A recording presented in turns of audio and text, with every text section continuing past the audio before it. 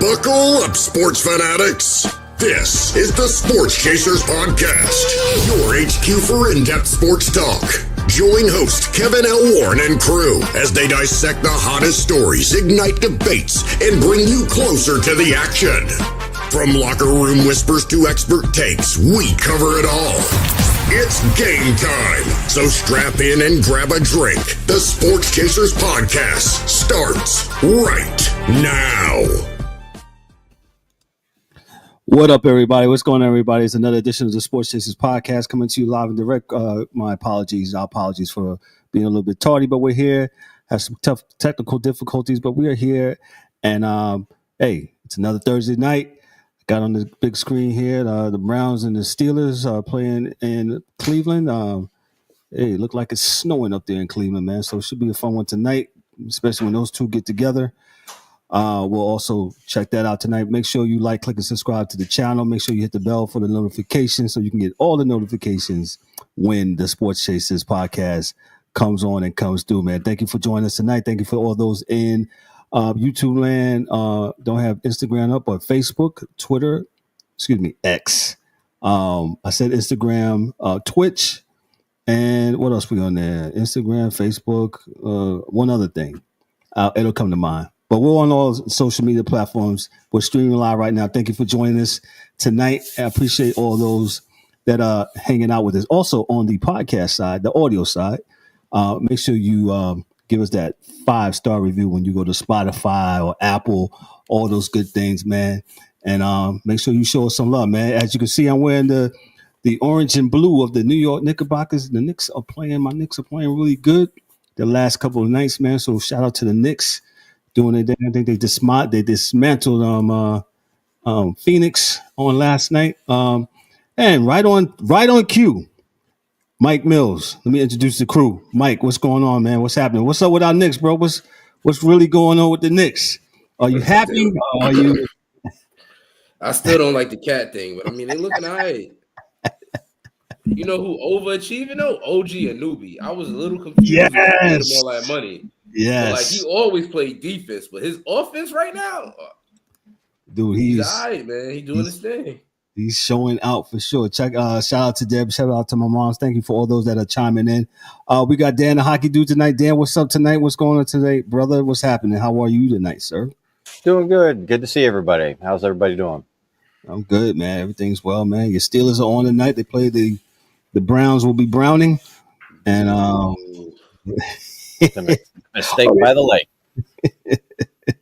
That's right, Mike. Your team played Dan's team on Sunday, and looked like y'all forgot to run the ball again. What was all that about? Before we get into everything else, man, I don't know. I don't know what we was thinking about. I don't know what we was doing. I don't know. And Justin Tucker's washed. I can't believe it. I thought I'd never see the day. But Justin Tucker, man, I was just like, man, he looks like he is spooked, and he doesn't know what's going on when it comes to horrible. Excuse me. Don't be like that.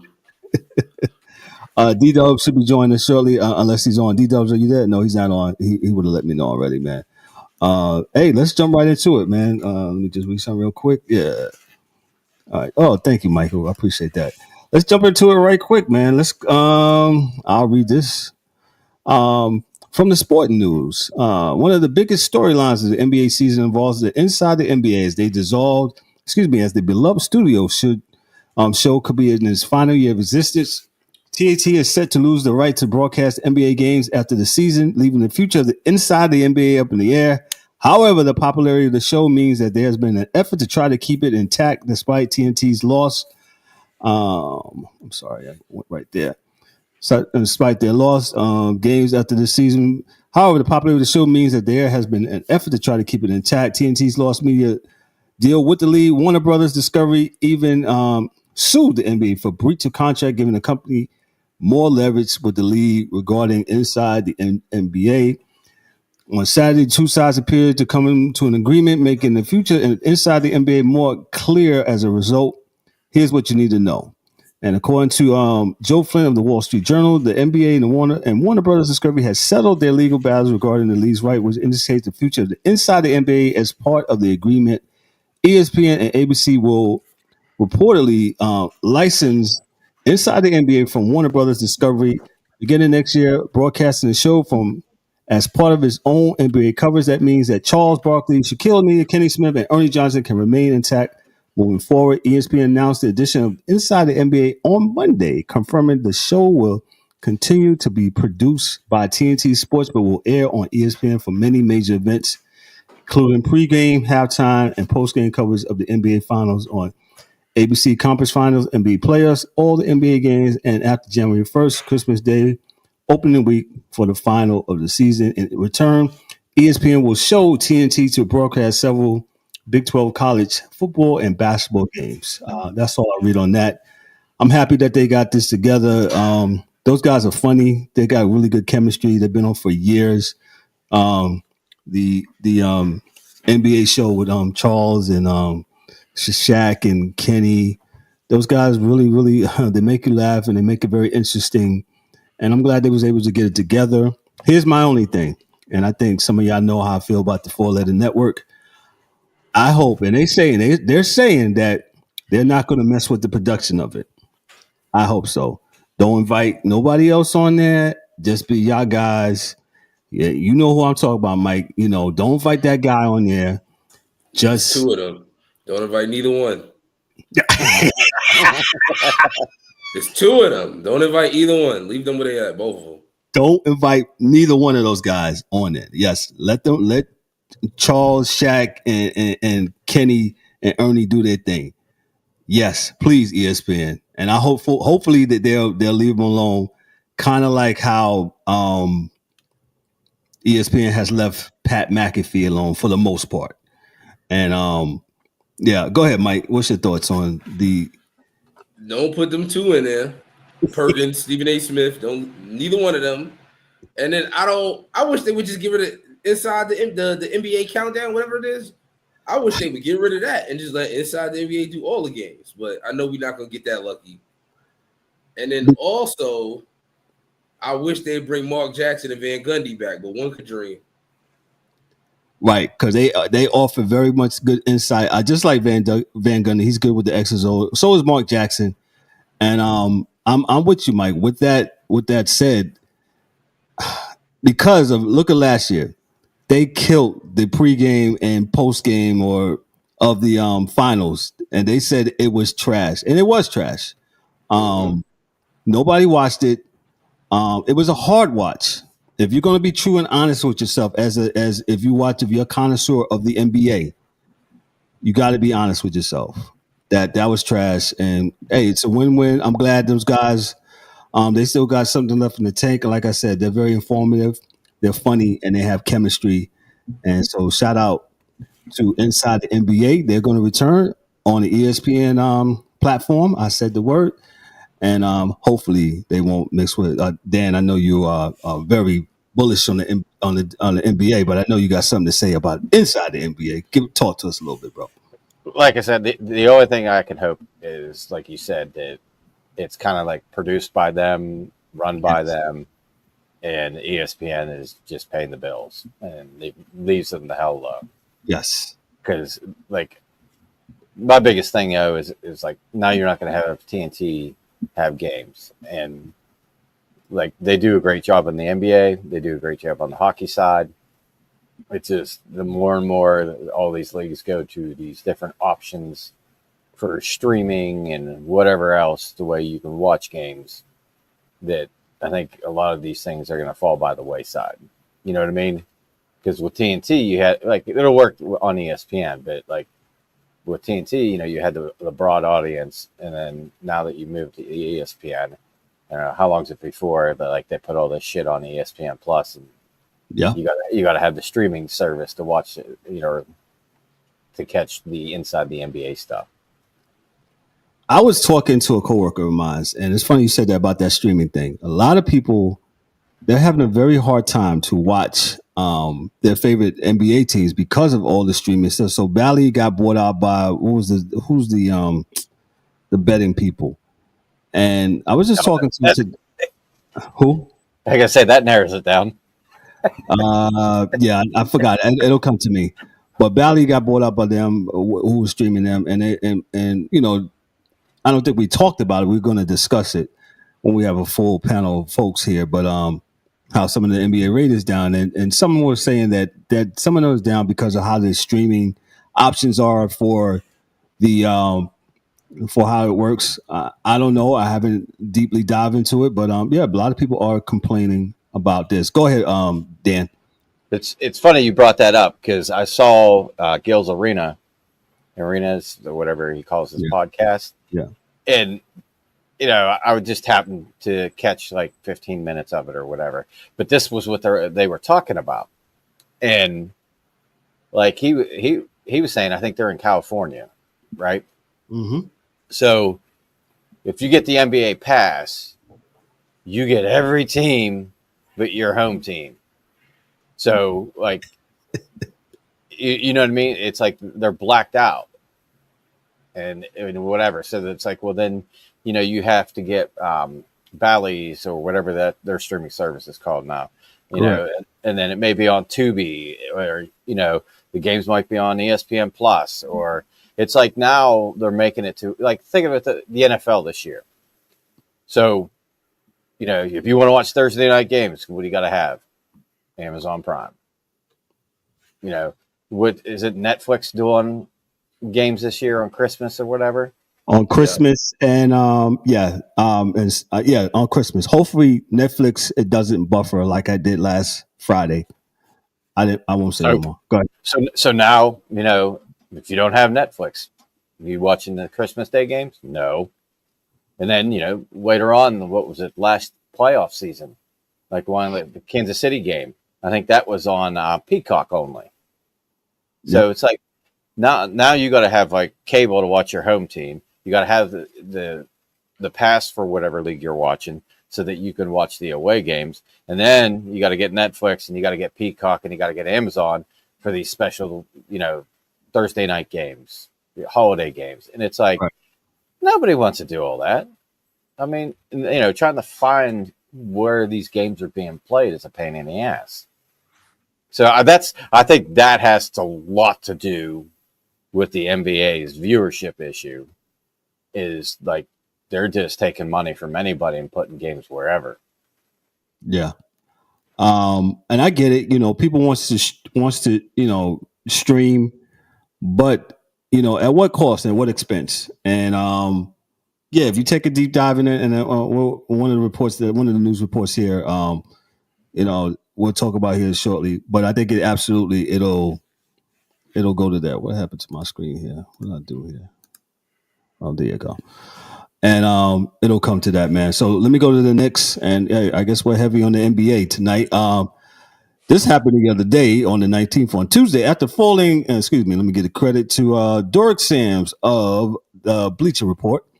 After falling to 2-11 with their 106-89 loss to the Miami Heat on Monday night, the Philadelphia 76ers held a team meeting in which rising star guard Tyrese Maxey reportedly called out center Joel Embiid.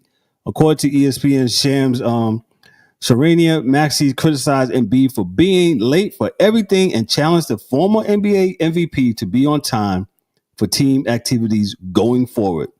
Serena added that Maxey described how Embiid's lateness impacts the locker room from other players to the coaching staff.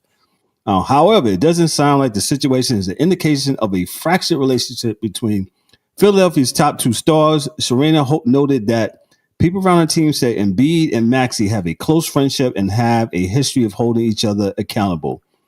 Tyrese loves big fella, but this is an elephant in the room. A person involved in the meeting told Serena. Sources told Serena that Embiid accepted the message sent in the meeting, but also stated he is confused about what the 76ers are attempting to execute sometimes on the court. He posted just 11 points and 8 rebounds on Monday's loss, which was just his third appearance of the season after he missed the start of the year due to left knee injury management and a 3-game suspension after an altercation with the local Philadelphia columnist. Maxey has been sidelined since November 7 due to hamstring injuries, but Serena noted that the 24-year-old is highly regarded as a young leader, but many of the organization, those around the team were not surprised that he spoke up on Monday. Mike, your thoughts on Maxey, and I'll get mine here in a second.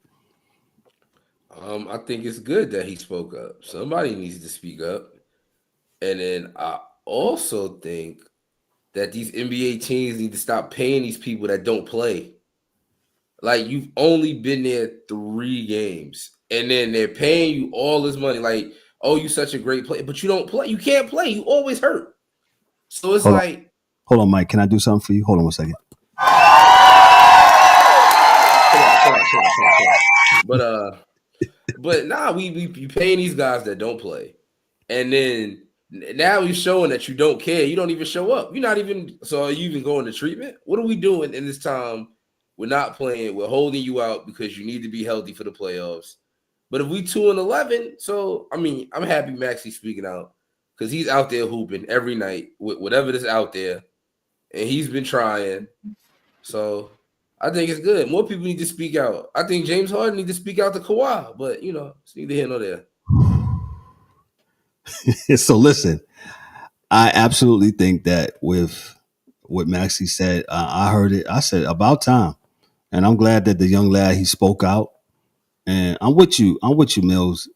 Joel Embiid, he played. He had to play during the Olympics, right? He played during the Olympics, right? Not an issue, not a problem. And then he publicly opens up his mouth and say, "Yo, I'm not gonna play back-to-backs." Just like, "Yo, I'm good." And that's part of the issue and part of the problem. And I wish Ryan was here to talk about it, but he's not. He's not going to be able to hear it too. And so we'll revisit this shortly. What team is that today? I don't know. It looks like the Bruins. The Bruins. Oh, they just fired their coach. Dan will be talking about that shortly. Gentlemen, good evening. How are you doing, Mike? Good to see you, brother. Good to see you pick a team. Yeah. You said you ain't got Ryan, but you got me. Yo, check this out. Yo, I'm glad that Maxey spoke out. That's yes. Yes. Foremost. This has been going on for quite some time. I'm quite sick of the NBA and being an NBA fan. And y'all know I've been quite sick of it for quite some time.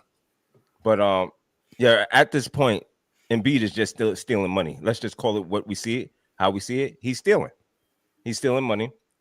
I mean, he can't stay hurt. At any other job, if you can't perform, you're gone. Or they'll find you somewhere else for you to go. He at this point can't perform. Or there's some type of issue. What's the record, Mike? 2 and what? They 2-12 now. 2-12. 2-12. And you picked up Paul George. Another agent. I don't want to say agent, but he's just underachiever. He's the closest thing to a front runner without being one. Absolutely. He has done nothing. Yep. Those three have played together. George, Embiid, and who's the third one? Maxey. I think they play like 3 games total. I think 2 or 3. Not all at the same time. Yeah, you're correct. He was not there. I'm getting it right now. Hold on. It might be me. Go ahead. Okay. I'll fix it.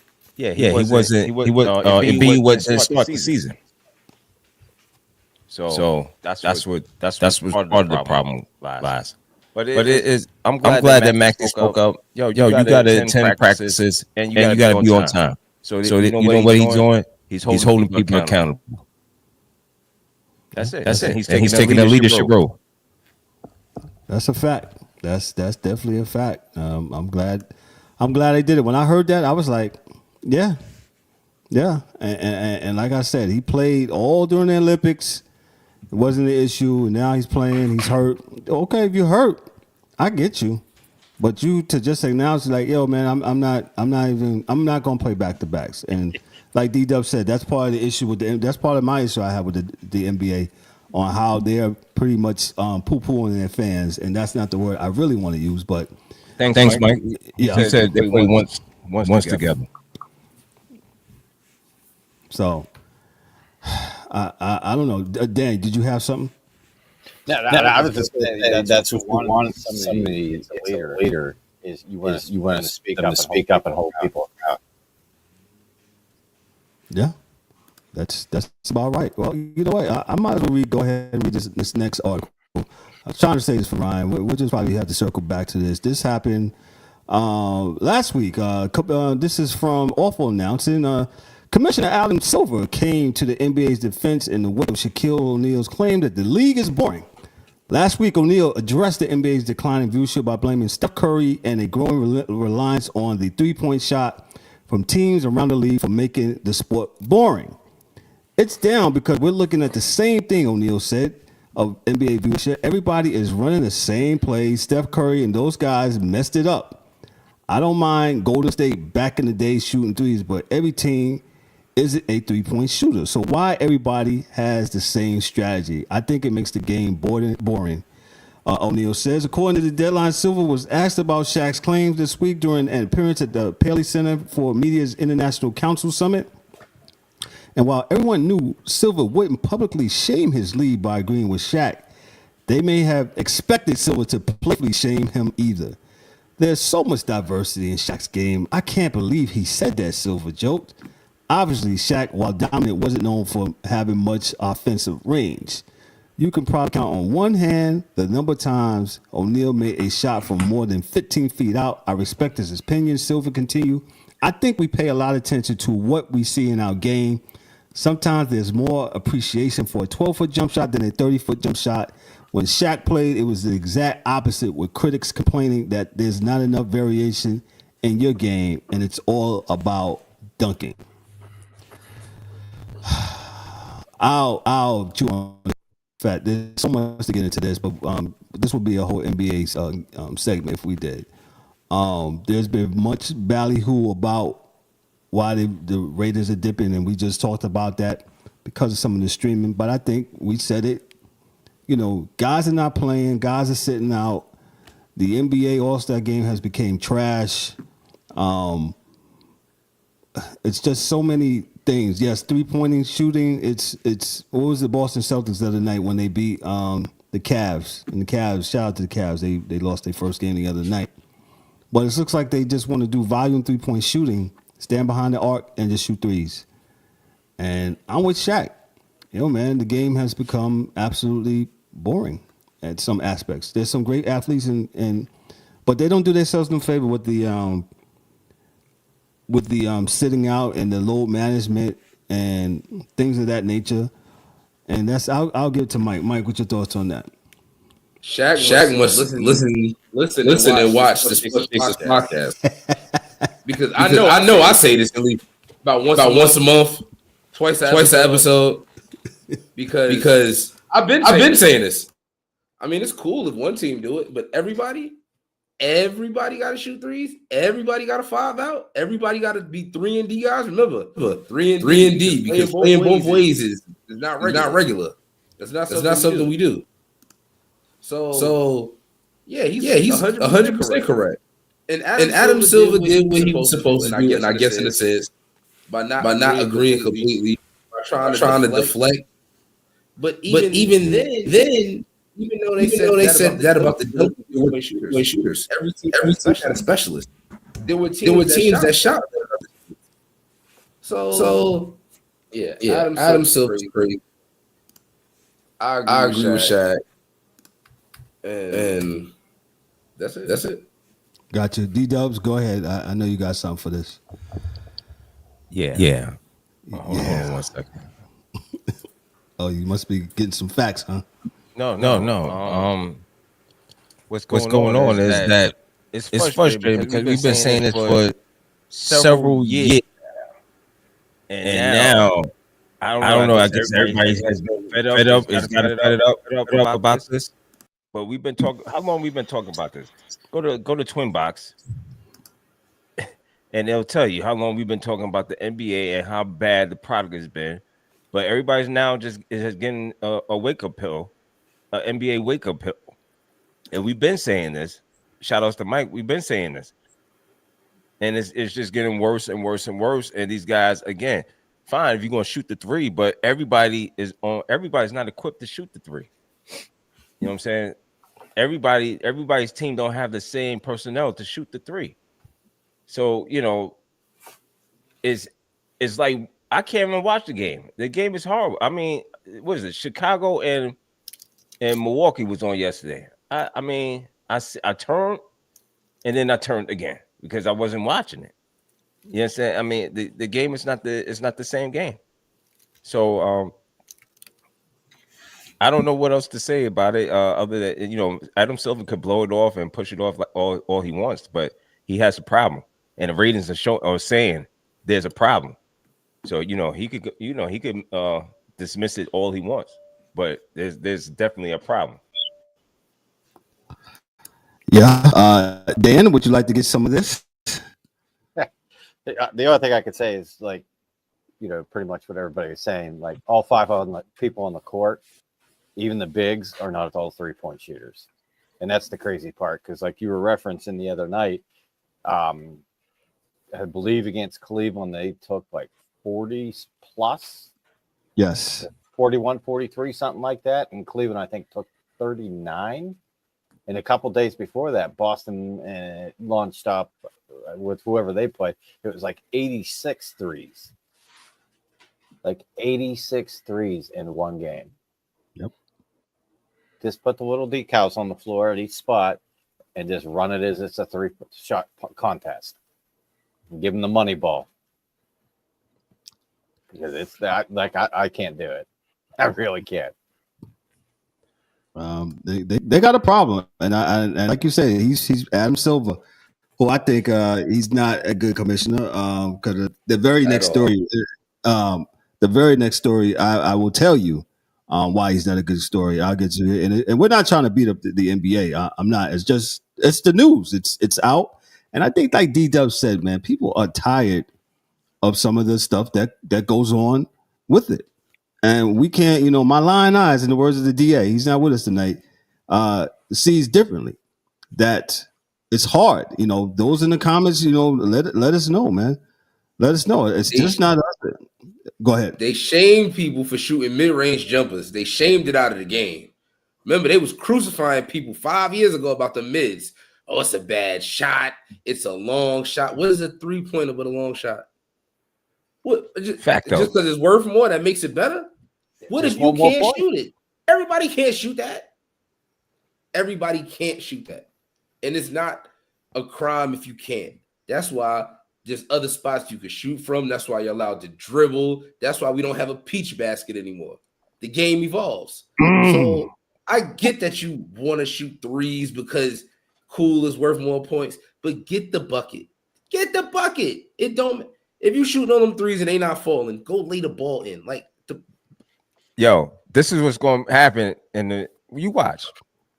Knee-jerk reactions, right? They're going to make it where you can't shoot the three for a while.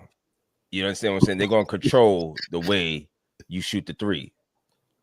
Just wait. You see. It's going to be a 2-minute warning. Yeah, halftime is coming. So you're only going to be able to shoot the three because they don't want you to shoot the three too much. Now, because it's really getting out of control that everybody, and it's becoming almost unwatchable because everybody's doing it. And,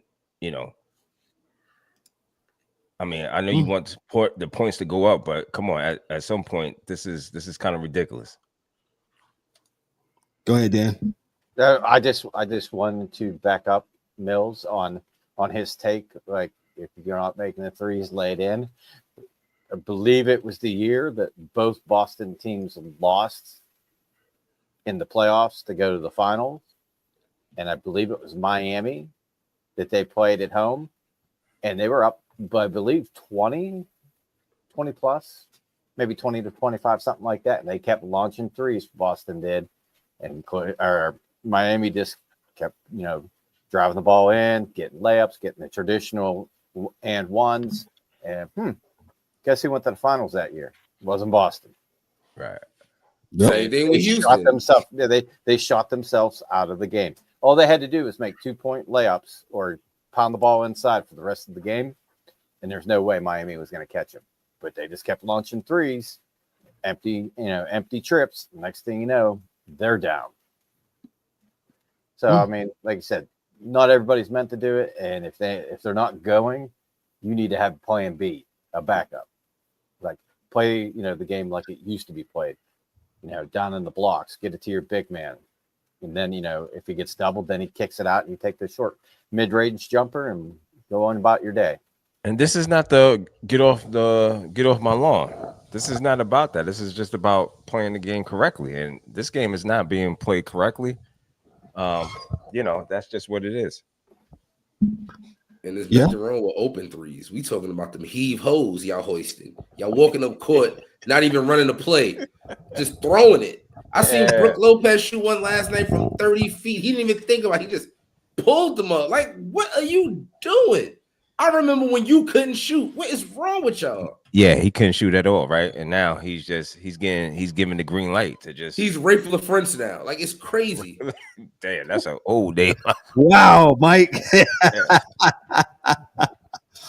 Mike. Remember? Well, I guess we're sounding like. There was a time that some cats were not permitted to go beyond the arc. No, sir. You better not go. You take mid-range jumpers, or you go to the blocks. That's it. Well, you know what? Since go ahead, Mike. Excuse me, Dan. Go ahead. I was gonna say the one dude that I will give the green light all day, every day, is that kid from the Lakers, that Dalton Connect. That dude. That dude was on tonight. Yeah, he had 6 3-pointers in the third quarter alone. The only time he missed is when he got fouled. I'm like, all right, they got a steal on that kid. That kid is good. Nah, shout out to him. He proved me wrong. I didn't think he had that dog in him. He's showing me. Yeah, he definitely is about his thing, man. So, well, since we're going along, we might as well tap into this vein to. I got this on yesterday. From the Basketball Network. Let me get this is from Jonas Pinero, and we got to come back and visit this because I need to have Ryan's input on this too. The person that ruined it all. This was Bron.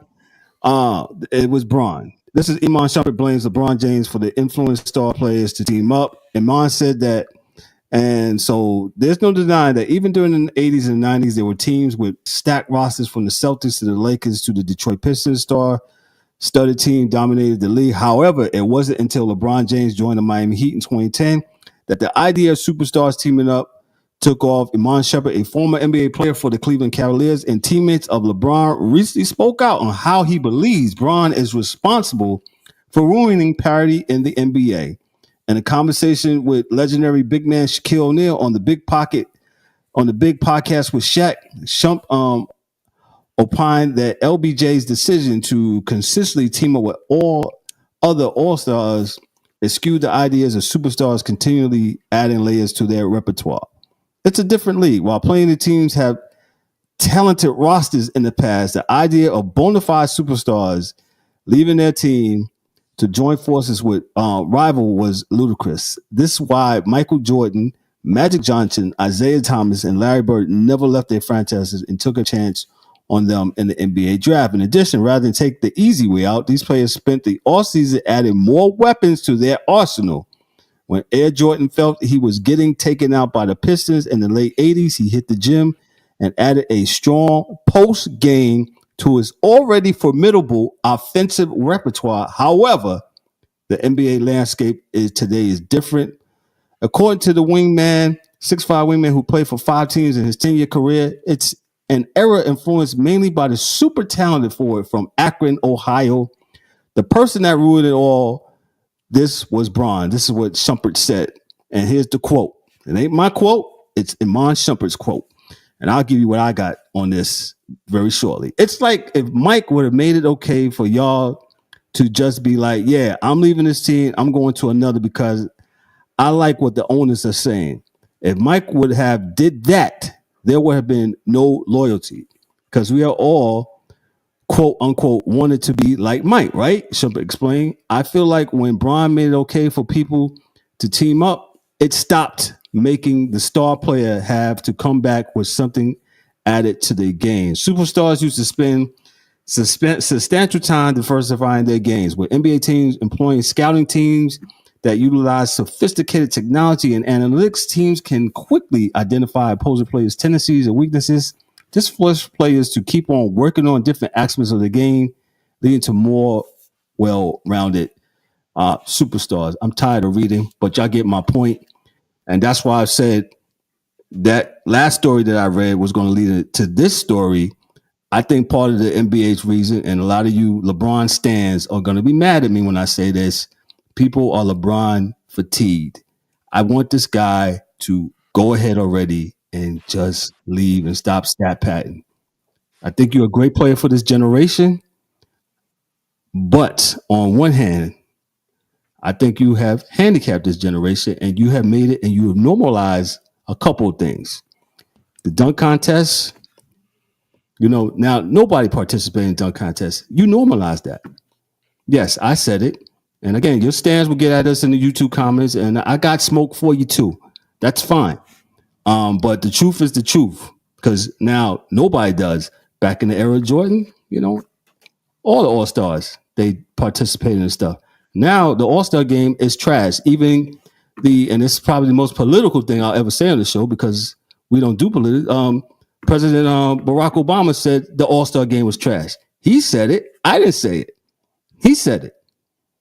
The whole thing with his son, I'm over that. The proof is in the pudding. Amon Shumpert is right. And you know what? Let me give it. I'm gonna go to Mike first, then I'll go to D-Dubs because D-Dub is still look like he's gathering his thoughts. Go ahead.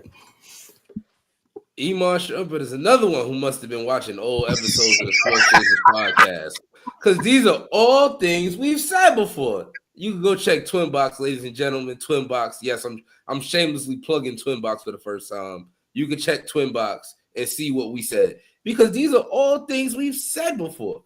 We've been said LeBron made the NBA DJ Khaled video. We've been said that. We've been said that these dudes don't add nothing to their games. We've been said that.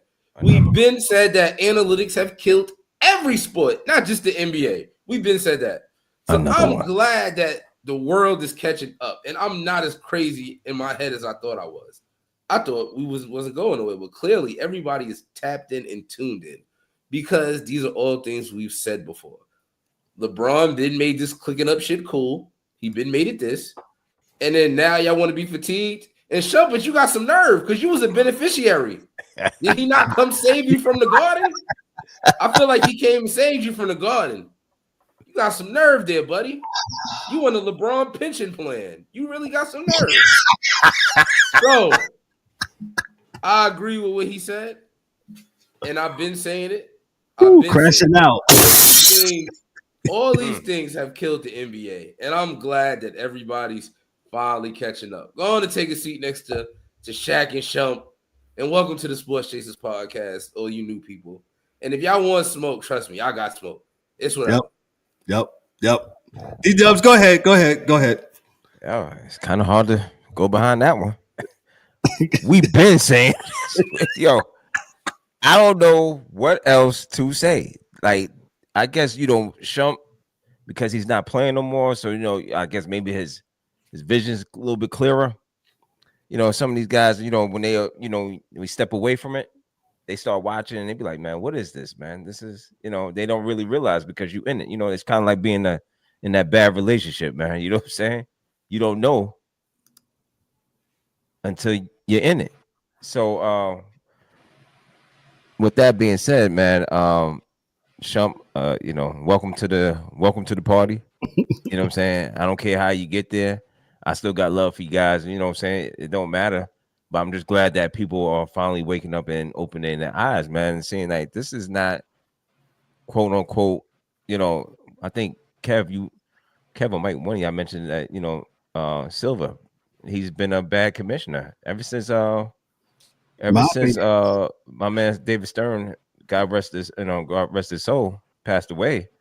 And before he passed the torch to Silver, and Silver went all in on player empowerment. And this is what changed the game. And they gave this guy way too much power to the point where he's, again, what Mike was saying, clicking up.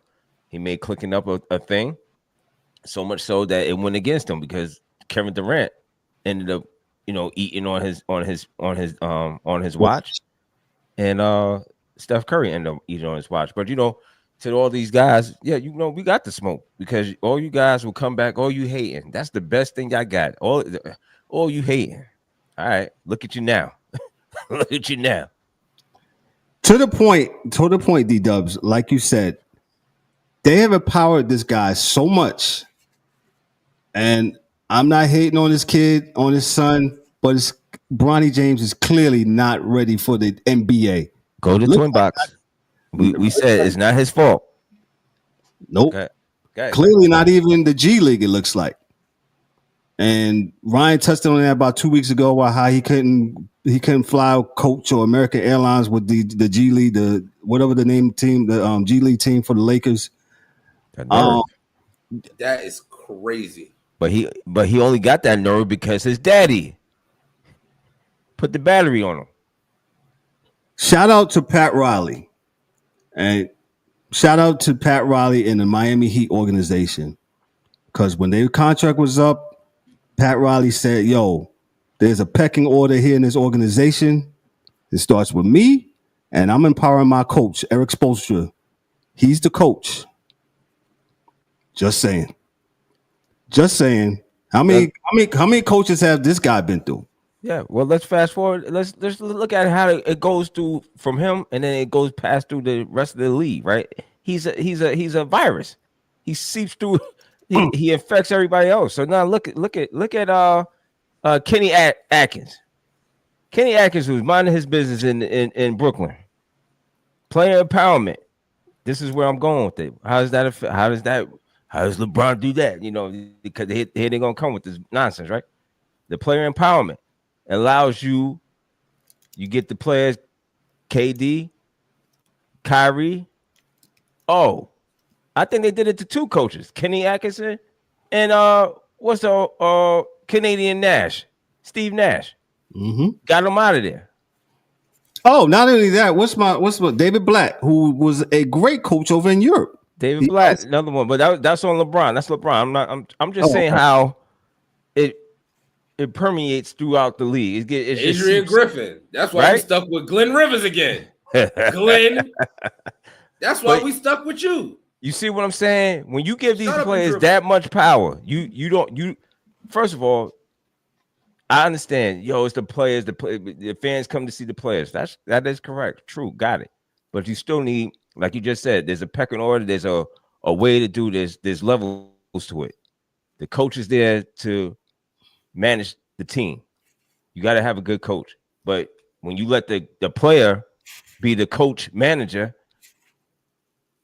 player, it becomes a mess. But people don't see that. They're just so excited to player, and now 10 years. It took us 10 years for this. 10 years, 10, 15 years, and now here we are. Now we complaining. But no, if you go back to the sports chasers said this would happen. And we just said wait. And you know what's another thing we said was going to happen? How many people are going to speak up against LeBron? Look at these players coming out after he leaves. They doing it now. Not even, they doing it now. Yep. Or doing it when they leave, and then they tired. They speak it out now. Watch, you're gonna see. It's gonna be more. Yeah, more. I'll wait. More. I'll give some to the hockey dude. Hockey dude, Dan, take it away. What you got? I know you got something, Dan. I know you got something.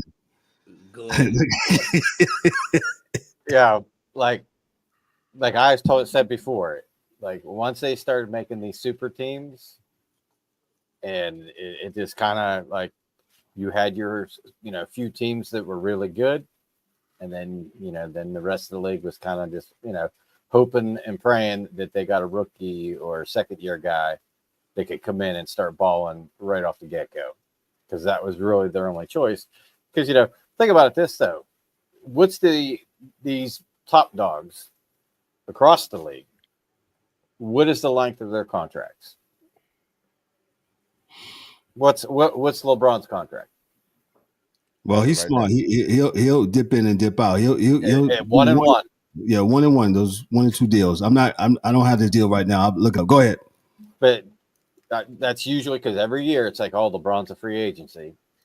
He opted out, And most of the other guys, they get a couple-year deal that are like up there in age, and a few of them got like 4-year deals, but a lot of them are seeing what he's doing, going, if I could do this 1-1, then when the year's done, if I have a good year, a really great year, I just opt out, and then I get the bag when I come back, and do the same thing over and over again. So it's like at any time could be his last. Some of these players, their last season or whatever team they're on, if they're not happy, because they're just, I'm opting out, and then go sign somewhere else and do the same thing. So that was kind of the start of the, I guess, the super team era, or what you guys were alluding to, where everybody started teaming up, opposed to like the other teams in the past, where most of that was, they were already there or drafted there, whatever. But yeah, it's, and letting, it's like you're letting the inmates run the asylum is kind of the theory that they're running with now, where the players are running the teams. 100%. Yeah, like what's the dude that they fired? Was it Minnesota? The coach? The coach that had a winning record. Like they were doing really well, and then Glenn came in and just Wile Coyote'd it. And you talking about Milwaukee? Adrian Griffin. Glenn. That's what we're talking about. Yeah. Glenn. Like, boom, man! That was the Acme, TNT. Just hit the plunger. Glenn did with the Acme. Woo! And like, I don't get it. Like, why? I don't know. But that's what happens. Like, in some of the other major sports that you'll see, it's generally like, if the players stop responding to what the coach is doing, and you have yourself sort of a mutiny, then that's when you'll see sometimes in the other sports where they dismiss the coach. But Mike Sullivan, he's still in Pittsburgh, and they have made the playoffs in the last 3 years, and he's yet to get the axe. And it's like, I think if Crosby was fed up enough, he'd probably be gone. But meanwhile, in Boston, Cam Neely's firing coaches that got a 70% winning record. But we'll get to that in a second. Yeah. I also want to make mention of, you could go back and hit Twin Box and hit the episode "Make the NBA Great Again." That was another episode that we was talking about. Might be some tricks for some of I could go on and on. Yeah, y'all think you might be thinking that it's there, and I got the receipts. So we've been ahead of the curve here. Been ahead of the curve. And I'll just say this, with that said, nobody's hating on LeBron James because he was a free agent. Nope. That's not what we're saying. You can be a free agent. You can be a free agent in life, right? Everybody has a right, you want to leave your job, go to another place, right? If you're not contractually bound, right? You know what the contract is. Once that contract is over or you don't have a contract, you're free to leave. Yeah, that's legal. Yeah. Everyone in this panel here is a capitalist, so we down with that. My thing is, like Mike, myself, D-Dubs, Dan says, he made it normal to just hook up and and not be able to. It has killed the competitive balance. Been saying about that. Yeah, killed it. It absolutely killed the competitive balance of the NBA. And they do better. That's why they keep on bringing up other teams, and then I keep on telling them, "What are y'all talking about? Do y'all understand the difference between a free agent and where teams trade? This is totally different. Where teams draft. I'm sure to goodness, if I'm talking to a person who watches the NBA, y'all gotta have the fundamentals of understanding. No, because they'll bring up Golden State. Oh, but look at Golden State! Oh my God, look at the Celtics. Every one of those players was drafted except for KD. So what are we talking about? So you understand what I'm saying? That's why it gets you get that side right there. That's exactly why, because you get tired. You get tired of talking to these people, man. Because the best thing they're gonna come up with, oh, you're a LeBron hater. And it's like, whatever, man. Whatever. I can't talk to you because We got the smoke for you though. We got the smoke for all you think that we're LeBron haters. Nah, we're just a realist, and we get the. As my man Charles said, they all putting honey on each other, laughing it up. Y'all. Shout out to Charles. Yo, that's all they do, Charles, man. They that's all they do. They slap each other on the back. It's like a LeBron party, man. It's crazy. You better not say nothing. And and now this guy he says he's going zero dark 30. Yo, nobody cares, bro. Nobody cares that you're not on the internet. Yeah, I don't care. Like, y'all having a good season. Shut the hell up. Shut up. Yeah. Let the kid Dalton connect on them threes. He's doing well. He's playing well. Shout out to him. Shout out to looking like the MVP. Yes. AD's playing great. You know what I'm saying? The Lakers looking pretty good, man. So, shout outs to the Lakers, man. This is not a hater show. Anthony Davis, not a hater show. Looking like the player he's supposed to be. Like we've been yearning for him to be, and he just keeps on. And I don't know. Well, hopefully he'll stay injury free and keeps on clicking. So shout outs to them. Let me stay in the same. This is the Chasers News weekly review. We've been on his for hours. We might go over a little bit. So, I got to get to this story right here. I got to get to this story. Shout out to the hockey dude. He's also the WNBA guy, man. Caitlin Clark. This is from what is this from? CBS Sports. CBS Sports is on our ticker on our website, sportschaserspodcast.net. Shout out to CBS Sports. Caitlin Clark turns down Unrivaled. Fever star will not play in the new basketball league per report.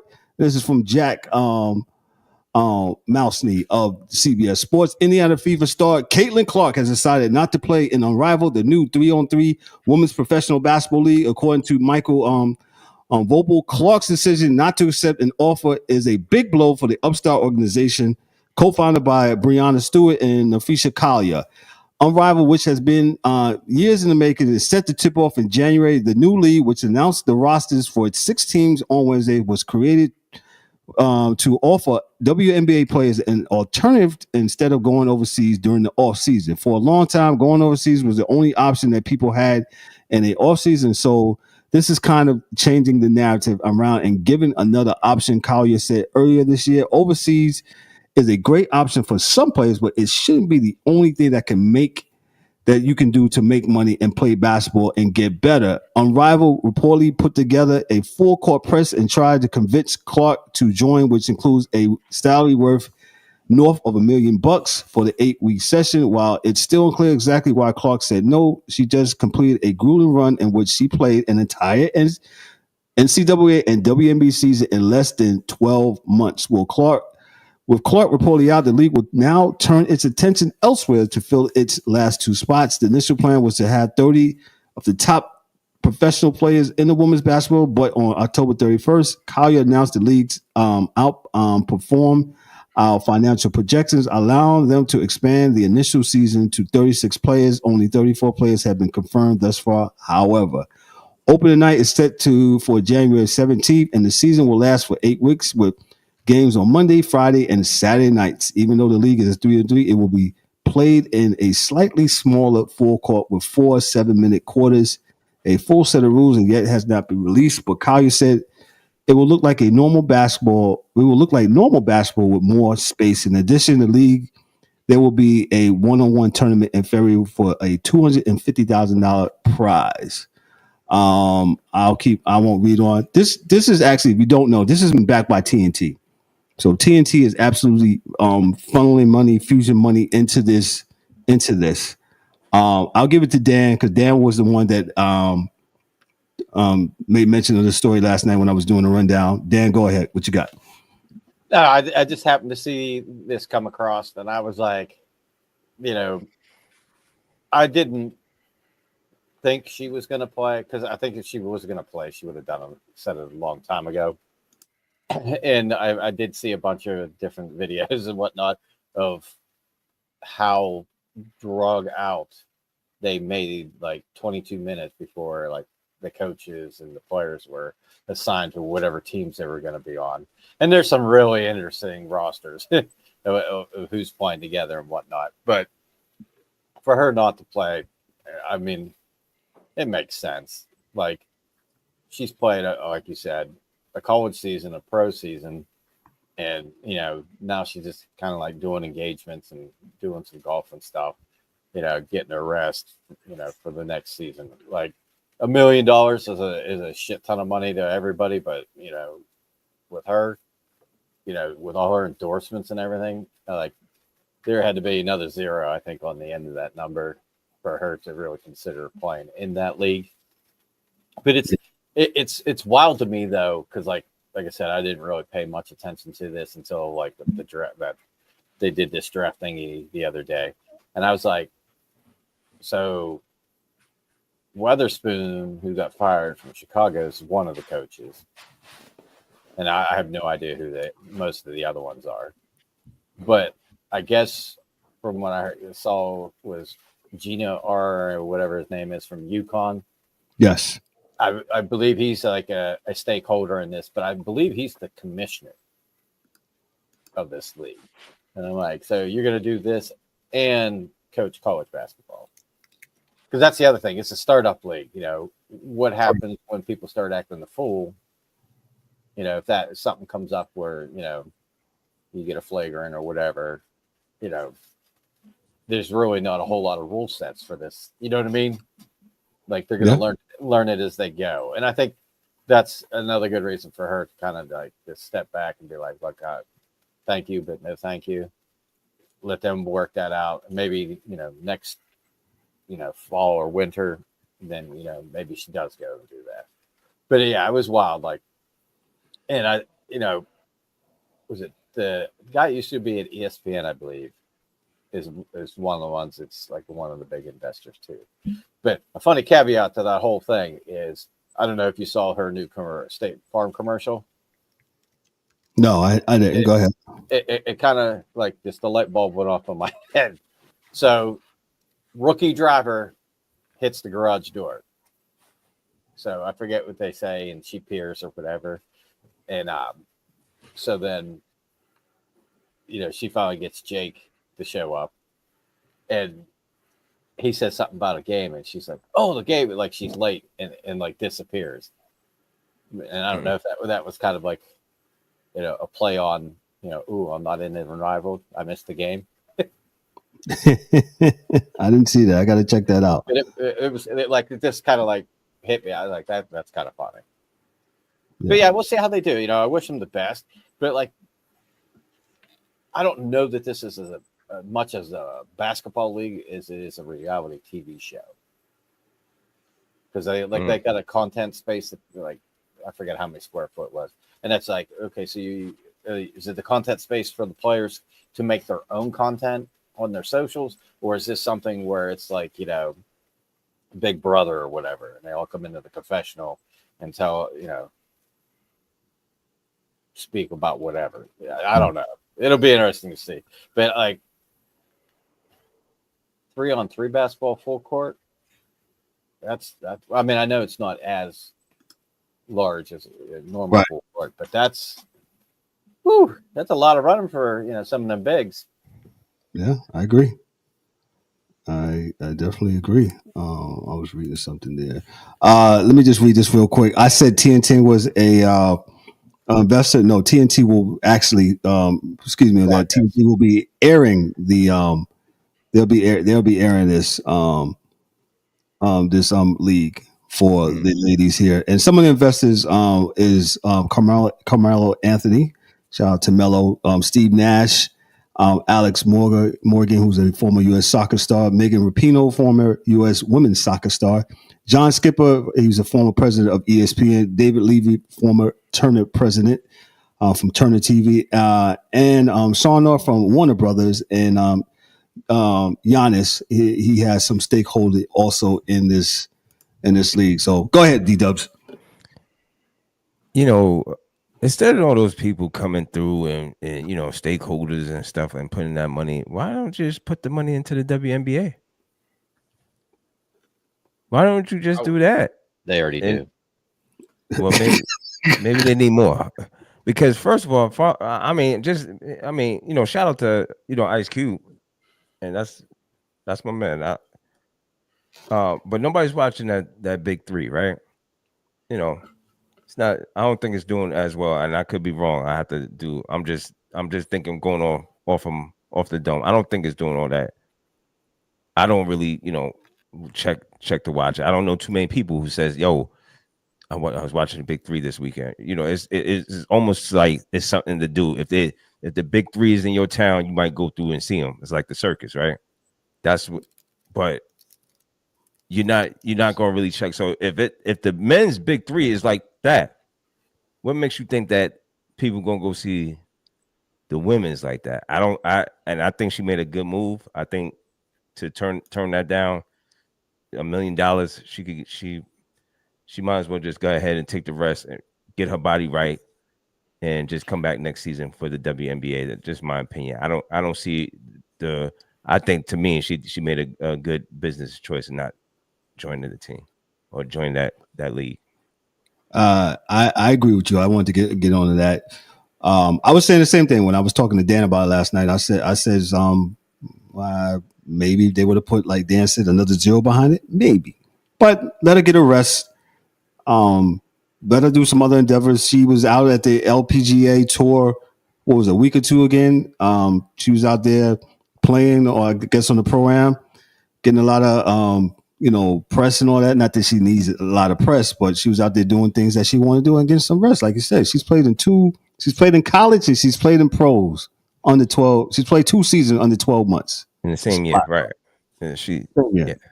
So I'm with it. Get your rest. I'm with it. Hey, there's actually a poll question. We got a poll question in our YouTube community. Make sure you go to it. It's asking the same question. Do you agree with? What's your thoughts on Caitlin Clark not joining the Rivals League? Let us know. Go to the comment section in our YouTube section. Dan, you had a something. No, I was just gonna say, I don't know if anybody saw the cover. She was at the Annika Sorensen tournament, and Gamebridge sponsored that, and that's like where the Fever play and the Pacers play, the Gamebridge Fieldhouse or whatever. But I think she might have been in a PGA program recently. I'll find it. Go like this week, because she played with the other dude that's from Iowa, that she played the John Deere thing a couple years ago. But like the amount of love that she got from the LPGA players coming and finding her, and like on a pro-am day, you're not going to get that many people to go walk the golf course. The demand was so high that the Golf Channel, I believe, wasn't going to telecast the pro-am at all. Right. But they did, because the fans kept emailing and trying to, figure out how can we watch this. And she had probably a couple hundred people following her around to play, because Brady was there too. Brady was there too. So yeah, because I think she played with the world number one Nelly Korda for 9 holes, and then she played 9 holes with Annika. Right. Yeah, like it was Bananaville. But that's the thing, is like they understand what kind of eyeball she brings. You know what I mean? And instead of shunning her, they embraced her. And and I, like I said, I've seen a lot on this, and it was just kind of like they just did everything the WNBA messed up. So, like I said, kudos for her. Take your rest, come back next season, and just scorch earth. Gotcha. Mills, what you got before we move on to Dan with hockey? I could understand why she don't want to play. I mean, it would have been cool if she did. I mean, I don't think she should have to. But like I was saying, like Shumper got some nerve. They got some nerve, because all the little underlying sneak comments through the season. Oh, she's not the only reason we got planes, but y'all want her and y'all Unrivaled. 3-on-3. Like a lot of people got some nerve today. Like it's That's real some interesting. nerve, dog. They really got some nerve. And they crashing think, yeah. Big time I mean, crash I'm out. gonna tune into the Unrivaled because I seen some interesting names. So I'm gonna definitely tap in. I hope they have a good first year and they figure it out. But yeah, it's just real interesting because during the season it was the little sneak remarks and all that, and then now y'all want her to come over into this, but she deserved the rest, man. She deserved it because you just played all year and you played all year again. So I get it. Fact though. Part of the Sports Chasers, me and Ryan, we're gonna more than likely it's the rivals. Rivals will be playing games in Miami at the Kasai Center, former the American Airlines Arena, down in downtown Miami. So me and Ryan will probably getting Shoot. some credentials and checking it out, man. Like you know what I'm saying. Go ahead. I was gonna say you better get your tickets soon. No, sir. We're going as credentialed members of the media, sir. We don't need tickets, so we're doing big things, sir. Yeah. We do credential things here. You know what I mean? So I applied for it, and so hopefully we'll get an answer here real soon. Yeah. So that's the news. We had a lot of news. The weekly news, there was a lot of news, a lot of heavy on the NBA, but the NBA's been in the news, so we had to cover it. So, Dan, what you got for us for hockey, man? Go ahead. Like I said, we're not going to get too deep into this. I know we're running a little bit behind, and we're basically kind of a quarter of the season in. You know, a lot of teams around that 20 game mark, 21 games, you know, thereabouts. Like, there's a few teams that stand out, and there's a couple surprises as far as, you know, how teams are playing. But, like, I'm only going to do, like, top 10 teams or whatever, like, of recent. Like, the Canes, they've been playing good. They're, you know, 14-4. They've won 3 straight. They beat up on Philadelphia the other night. I think it was 1-1 going into the third, and then they just poured it on. But it'll be interesting to see because it looks like their goalie, Freddie Anderson, got hurt again. And I think Friday he's having surgery on the knee. So he'll be out some time. But I can't say the guy's last name, the Russian kid, number 52. He's played really well for them. So hopefully he can come in and, you know, take up the net for him until he gets back. Jets, you know, I know you had a poll question about this, that, you know, are they, you know, that good? I think they are. I mean, they're 16-3. I believe it was they were 16-1 at one point. And that's just not sustainable. You're going to get a bad bounce. You're going to get a bad break. You know, you're going to lose some games throughout the year. It happens. But still, 16-3 is ridiculous. And then, you know, one of the surprise teams, I would think, from last year, that, you know, where they're at now, I think the Wild is playing really well. They're 12-3-3. And then number 4, I got the Caps, which this is another shocker because they just snuck into the playoffs. I think it was last year as the A seed. And they've won 3 straight. And that's, I think, at least one game without Ovi.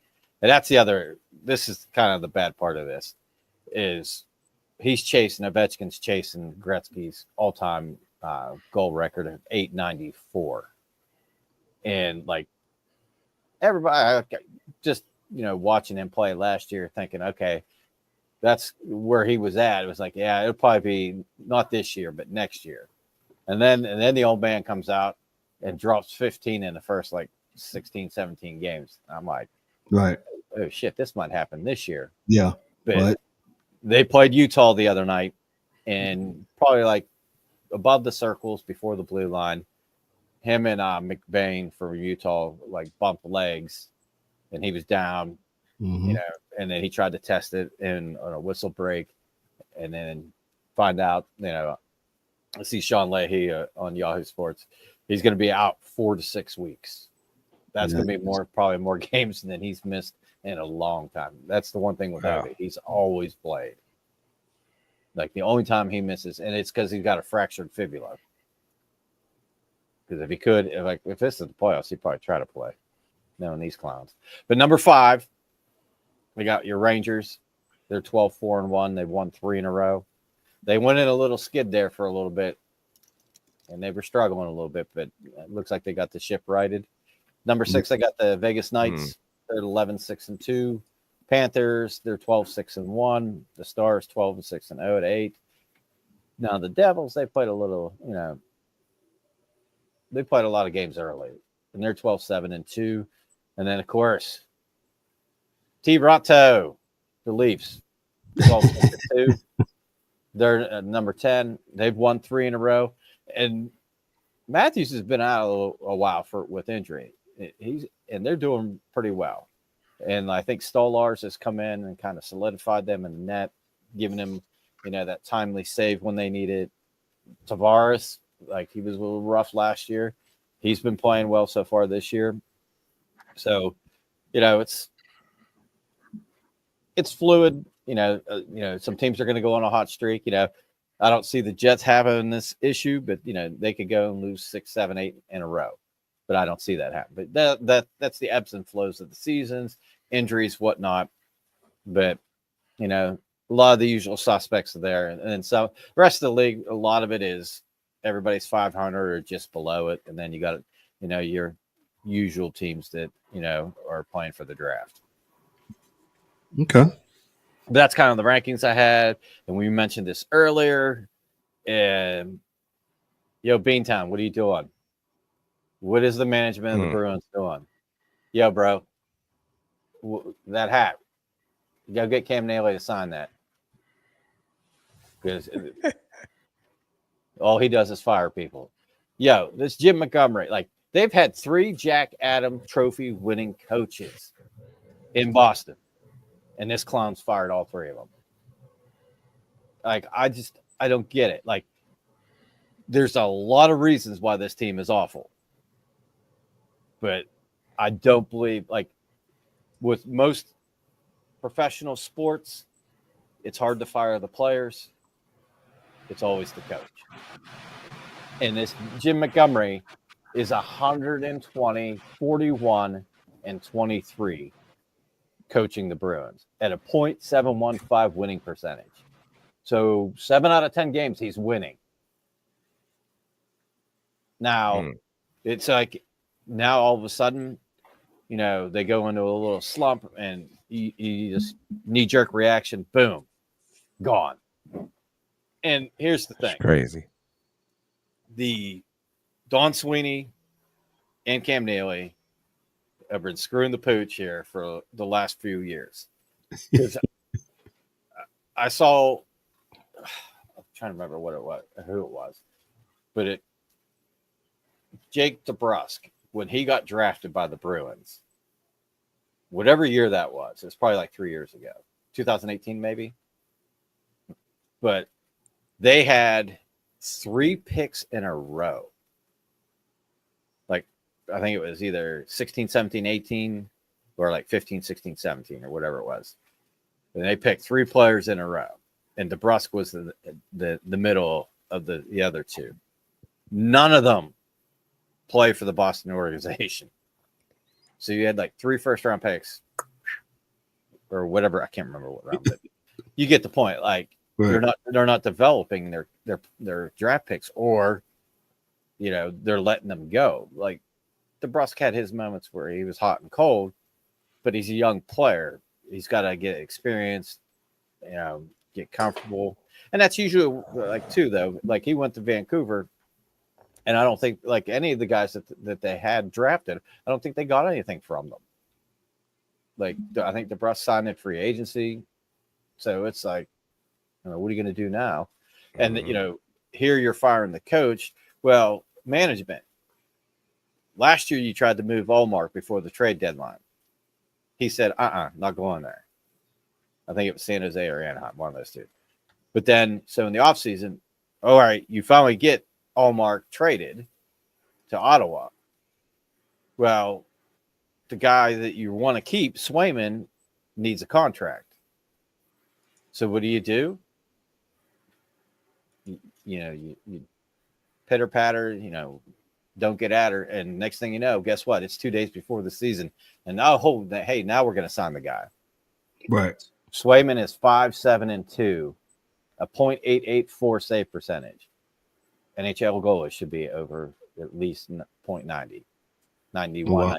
92 is where you like. You went from 2 Vezina winning trophies to trading one, not signing the other one to real late. Didn't have any training camp. Like he's giving up 3.47 goals a game. That's probably a goal and a half above his average. And the Boston's only 8-9-3 this season, only 19 points. They've lost 3 straight. But you couple in the fact that you basically squandered signing this guy where he could get in and get some valuable practice and preseason time to get in shape and get used to the speed of the game. And now, what are we doing? Now he's, he's subhuman now. And then you know what I mean? He's not boom. Like these guys were the top 2 goalies in the league.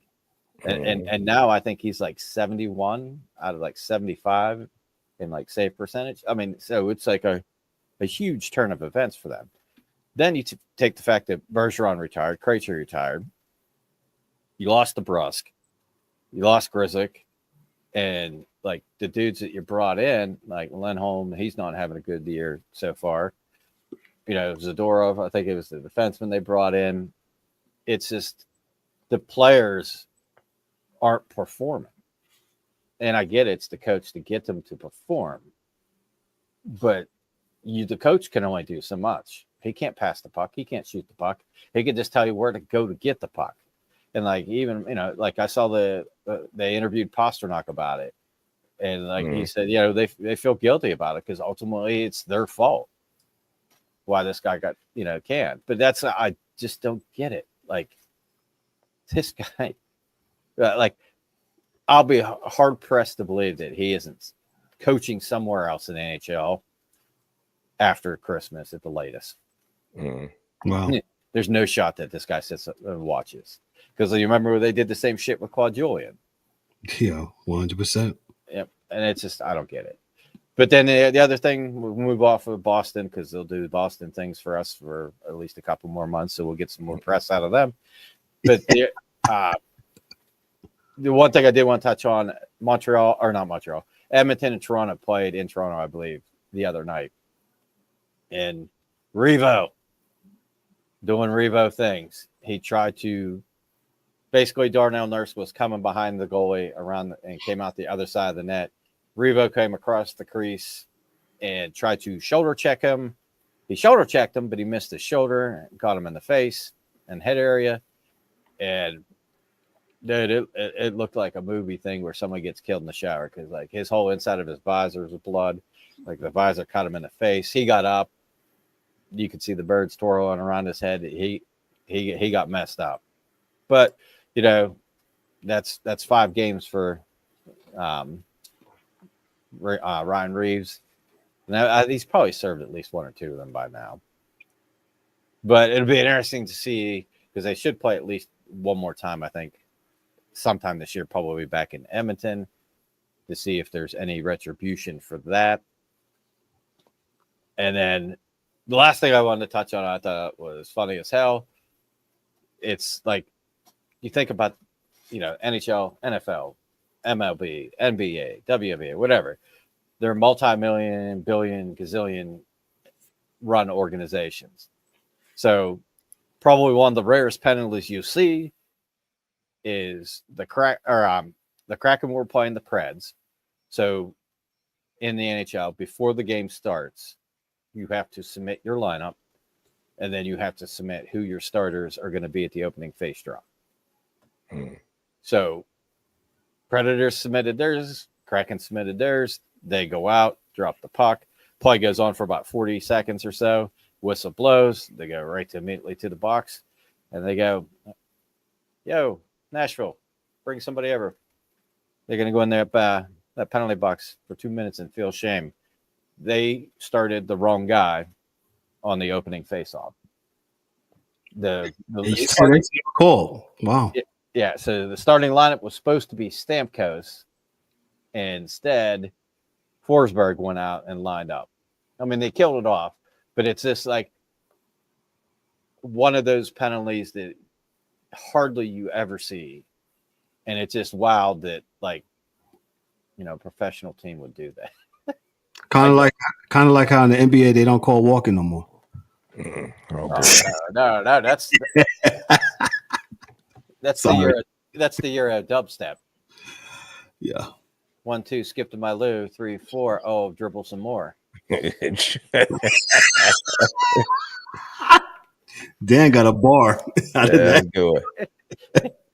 What else you got? But one other thing, and this is not important whatsoever, but I figured I'd bring it up. So next year, I believe during like usual All-Star time, like in February, I think it's the 12th through the 20th, they're going to play in Boston and Montreal. But what the NHL is going to do is they're having, what do they all call this thing? The Four Nations face-off.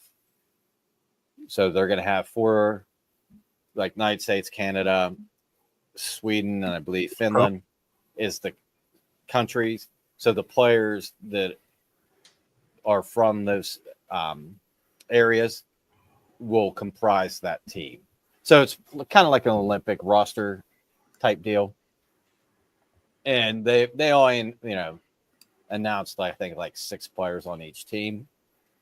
But I was, perusing some of these teams. Like me personally, I think USA is going to have a hell of a team.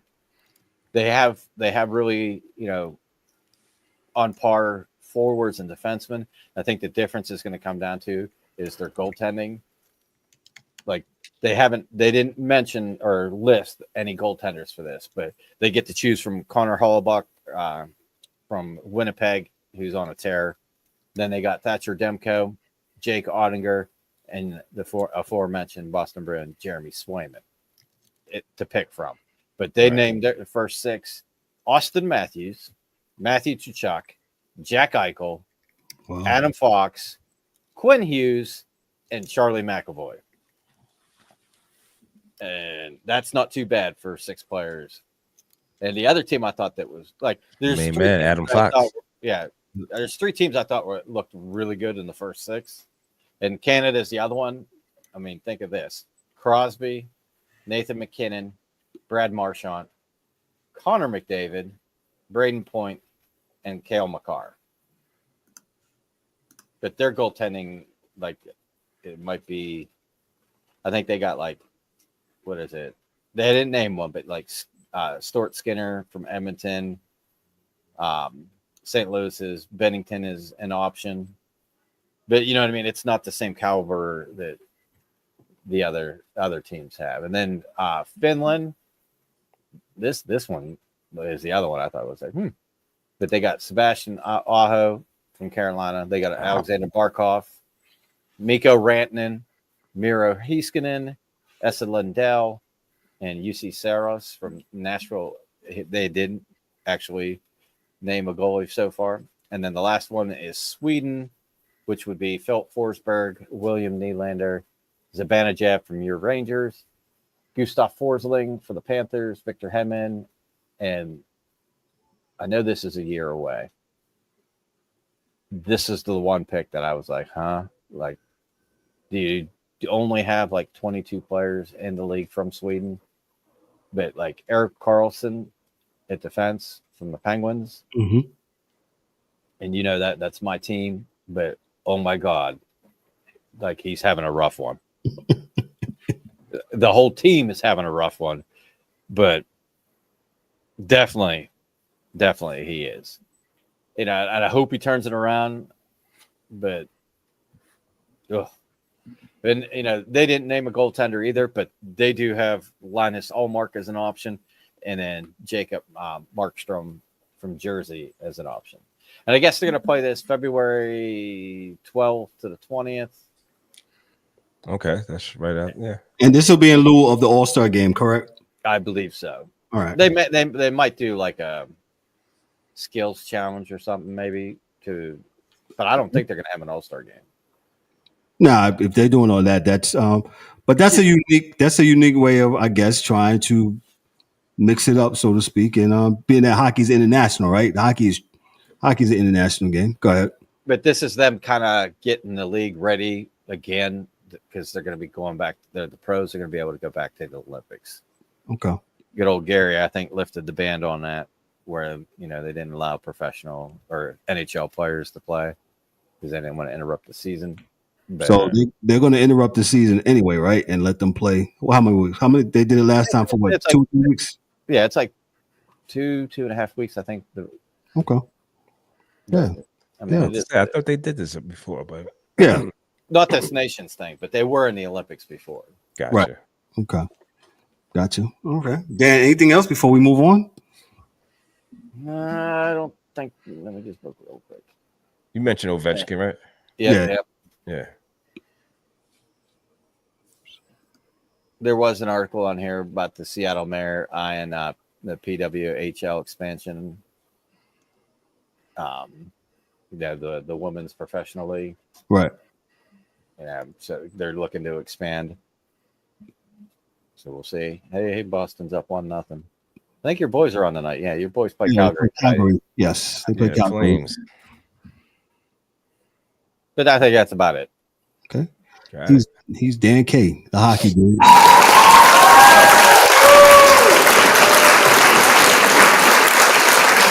And his Steelers are up 3-0 against the Browns, and the Browns look like they're driving. Jameis Winston has the ball, and the Browns they have the ball. They're 2nd and 1 from the goal. They're 2nd and 1 from the goal line, and they score. They scored.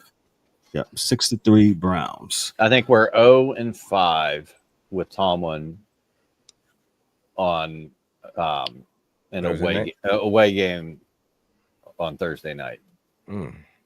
Please don't let it be. Please don't let it be against the Browns. Additional. Oh, they showed the graphic at the beginning of this game. That I think they're 1-4-2 or 1-4 and something. Wow, against the Browns in Cleveland.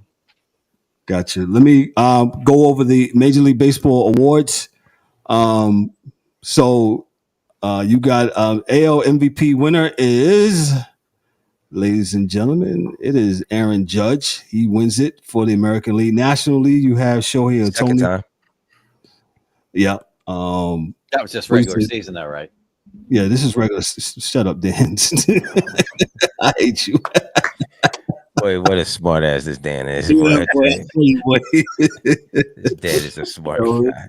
Oh, toxic one. Let me take down his banner here. NHL with Dan. It should be smart ass with Dan. Yeah, smart ass with Dan. Yeah, that's better.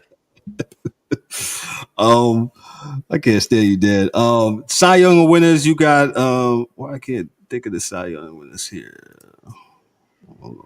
Scooble wins the unanimous in the American League. No, that's for American League and National League. Chris Sales claims Braves' 8th Cy Young Award. So he wins it. And let me go down here to the other. Sales did get it? I missed that one. Yeah. Throw my other man. I know School. Okay. Yeah. Louis Gill. I was shocked that this one was AL Rookie of the Year for the Yankees, but he did pitch well when our guy was out. Skeens also he won the National League Rookie of the Year, D-Dubs. Okay, my bad. All right. Stephen Vaught, he won the American League Manager of the Year for the for the Cleveland Guardians, and as Pat Murphy won for the Brewers for the National League. And then you had the Gold Gloves. You had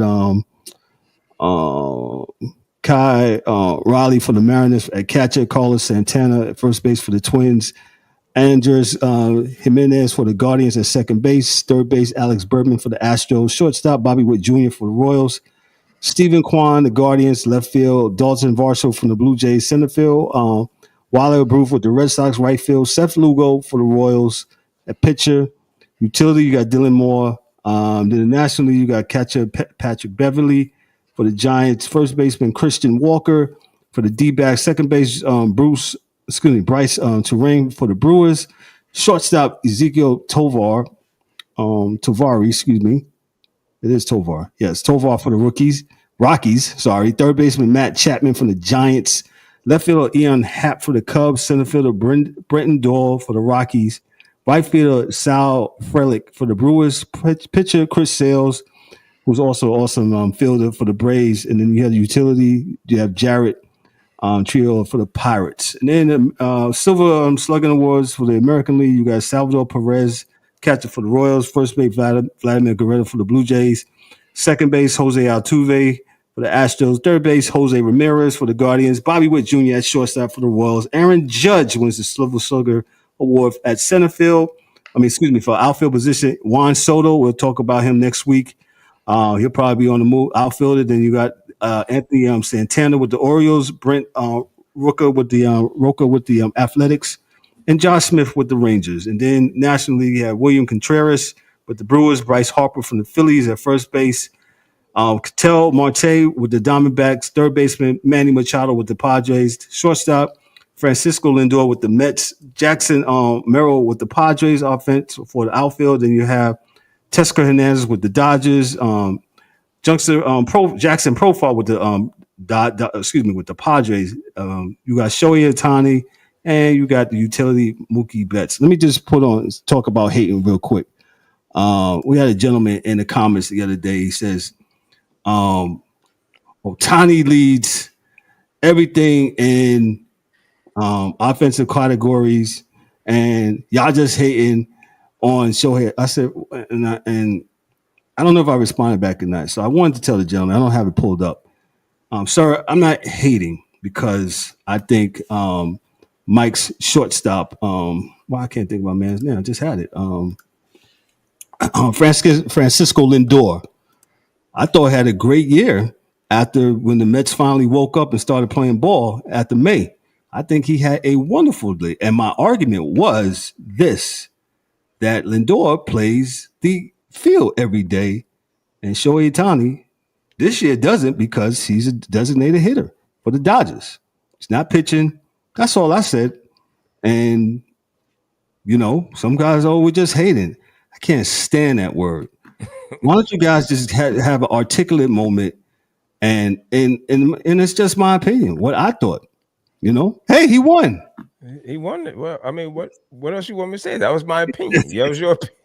Yeah, I think so. I believe, a player should be playing full time to win. But I guess it's the offensive valuable player.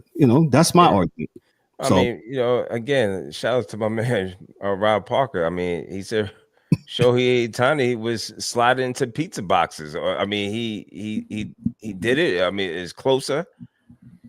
Things changed. Shout out to Rob Parker. Yeah, he did 50 and 50. It was 50. He had a good year. But I never say he was a bad player. I don't think nobody said that, but he was definitely on the most dominant team, which was the Dodgers this year. I mean, he had a lot of things working for him. Yep. You know what I'm saying? So I mean, excuse me for just saying, hey, Francisco Lindor. Yeah, like Lindor was a bum. Like I said, the Mets finally woke up after May. Yeah. Mike Mills can attest to that.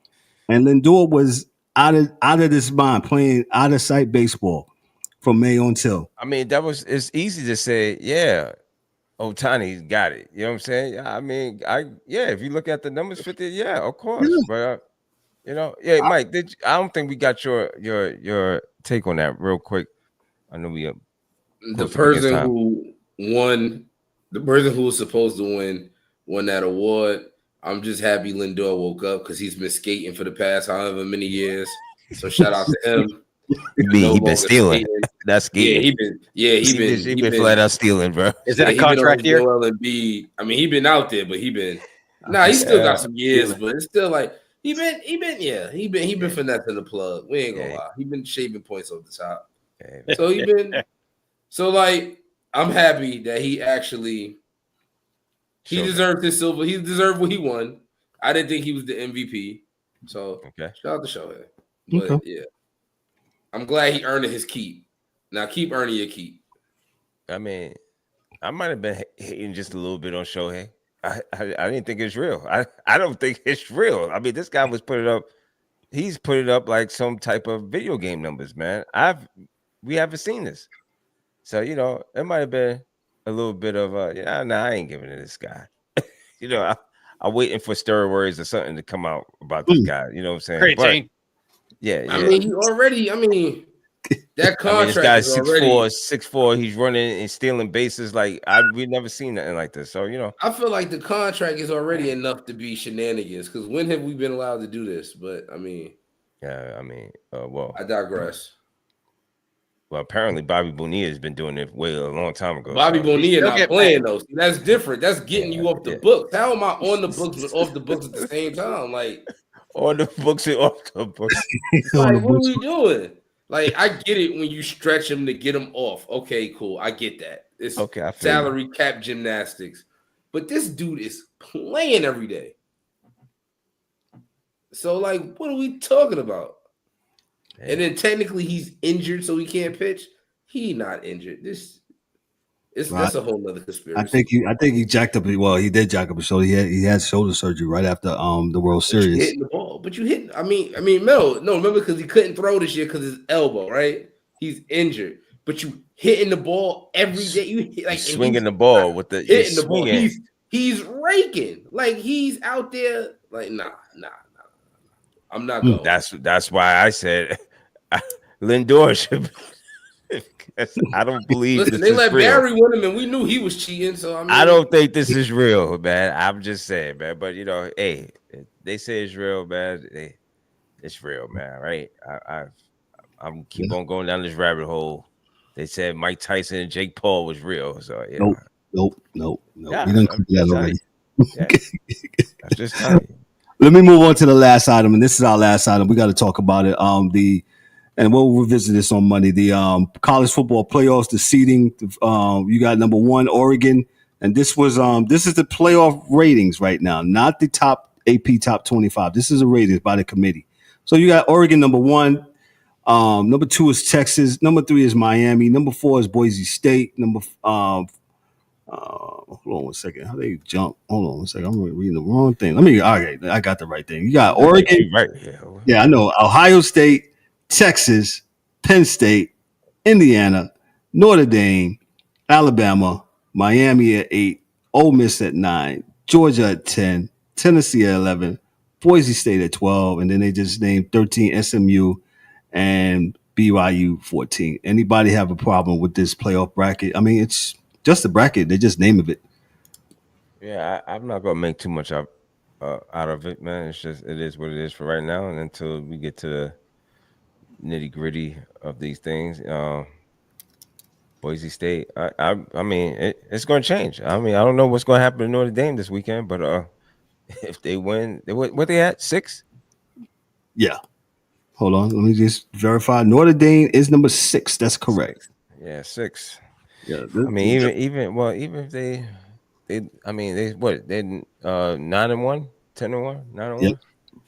So some important games to know. You got Army, who's 18 and they're undefeated. They face Notre Dame this week, right? And then we got Indiana versus Ohio State. So in the words of DA, and DA said this the other night, either Indiana is going to be rated very good and they go 11-0, or Ohio State is just going to just nearly just punch them in the mouth, and Indiana will go down in the ratings. So, but I think Indiana is a good team. I don't think they're bums or nothing like that. I don't think they should be out of the rankings if they happen to lose, because it's supposed to go by strength of schedule. It's whatever. Dan, what you got on this? And then we're gonna get out of here. To be honest, like I don't really. At this point, it doesn't matter, because stuff can completely change between now and 2 weeks from now. Absolutely. When it gets to that point where this is going to be the bracket, and then that's when we can have the discussion and argument of who got snubbed and who got pushed in with their SEC bias. So we'll see. SEC bias. There go Dan again. There you go. Again. How was the Big Ten got 4 teams in the top 5? Well, that might change after this week. I don't know. Oh, it's going to change because they play each other. Yeah. So I mean, if it wasn't the Big Ten, it'd be the SEC, right? So I mean, Well, that's the thing, though, is now that the SEC is, invited everybody but their grandmother to Thanksgiving dinner, they got to play each other. So there's going to be very few teams coming out of the SEC undefeated anymore. That they're going to have 1 and 2 losses every year. Let me ask you this. I mean, well, y'all know how I feel about conference realignment. So, I mean. Yeah, we know that. Mike, sorry. Bullshit. Is SMU on the outside looking in right now? I think so. Yes, they're not looking at it. Yeah, their number, according to the committee, they're 13 and BYU is 14. But they SMU is lost having early. a pretty good 9-1. I mean, well, I think if they play Miami in the ACC championship. ACC championship in Charlotte, man, that's gonna change some things. so that's going to change. Yeah. So like Dan said, I'm with y'all. Mm-hmm. Yeah, as of now, you really can't see, but in 2 weeks when this stuff is finalized, then Absolutely. And then, not to mention, I mean, Colorado is climbing up. I mean, they have 16. So that's what I'm saying. It's kind of hard for me to say anything right now because if Colorado wins out, they for certainly, can make it at least 12. Because you looking at what they got? They got 2 losses. They got cupcakes. They got Kansas and Oklahoma State next. Yeah. So Mike, Kansas a little, you might be a little shaky. Kansas is 4-6. That is a gimme game. At this point in the season, we know who you are. This is a gimme game. Okay. Not so fast, Mikey. That's one of those games going to be. Oh, okay. Don't slip up. That's all I'm Gotcha. saying. Yeah, don't slip up. This is Don't not the slip up. time. Keep focusing. I've been giving Colorado and Coach Deion Sanders his flowers this year. They've been playing well. I got to give it to them. They showed up their defense. Travis Hunter right now, he is the Heisman Trophy winner. I don't hear nothing else. He's the guy. Go ahead, Dan. What you got? No, I was gonna say Kansas beat BYU last week. This is what I'm saying. That's what I'm saying. Ain't no cupcakes, right? Yo, They might have been terrible at the beginning of the season, but they might have figured it out. At this point, anybody could get got. Yep. Especially if you're looking ahead. Yep. So don't look ahead. I believe if they went out, they'll be invited to the especially if they win their conference championship game. So they get that at-large bid. They'll get the automatically with that. We only got what 3, 1, 2, 3. I see 3 teams that's undefeated so far. Yep. And I still don't trust Oregon. I'm going on record to say that. I never trusted Oregon. Mills, what you say? You never trusted Oregon? I never trusted Oregon. Yeah. When I took them week 1 to cover the spread and they didn't and everybody else did, I knew right there. You knew what it was. Cool thing that's this weekend, Army will be playing Notre Dame at Yankee Stadium. I think that's always pretty cool when they have some of these other sporting events in other venues. So that's pretty cool. Yeah, that's gonna be a good one. Yeah.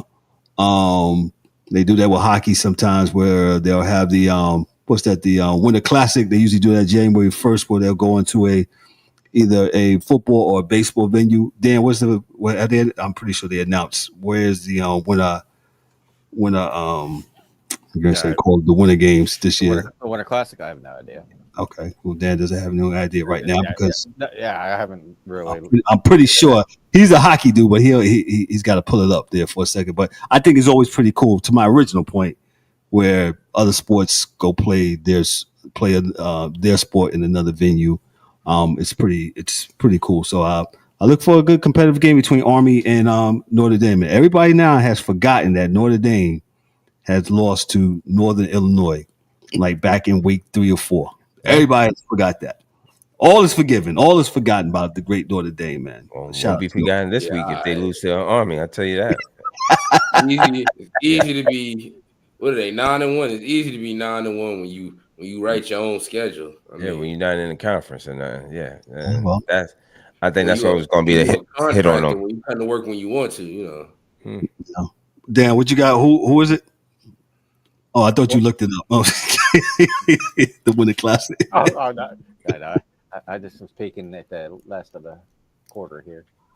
Oh, okay. Yeah, y'all down 10-3. The Winter Classic looks like, since I brought it up, looks like it's going to be in Chicago. It's going to be the Blues and the Blackhawks at Wrigley Field on December 31st. Oh, all right, pretty cool. All right, at 4:00. St. Louis, though. Yeah, it looks like St. Louis. Yeah, the Blues against the Blackhawks, 4:00. See, I'm usually working this day, so that's why I really don't look into this. Right. But there it is, man.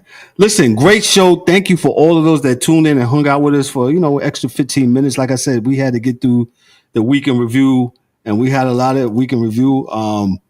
Heavy on the NBA. The NBA got a lot going on. The NBA just try to fix itself. They need to do some things and probably just downsize one superstar. And maybe he can retire. Yeah. That's all I gotta say. Great show. Let me start off with Mike Mills. Mike Mills been gone for a little bit. Great to have you back, my brother. What you got? Parting shots. Let's get on out of here. What you got for us, sir? Yeah, man, I'm back, fresh off vacation. Shout out to Bimini because I almost didn't come back. But thank you to everybody that tuned in. Thank you to my brothers that are here. Thank you to my brothers that couldn't make it tonight. And really good show. And we will see you on Monday and Thursday. No, you'll be on Thursday. We're off. Sir, next week is Thanksgiving. Sorry. Oh, yeah, it is Thanksgiving, ain't it? Well, happy Thanksgiving. Now, unless you want to, I'm not coming on. I need a break. Nah, I can't do it by myself. That's serial killer behavior. No, sir. So sure we can. We got lots to talk about. We got Daniel Jones and the cow and playing safety. That is crazy. But oh my God, I heard that just today. Yeah, man. Yo, so Mike, people do anything when they trying to get their girl back. Boy, I'm playing safety now and all. Like, come on, come on.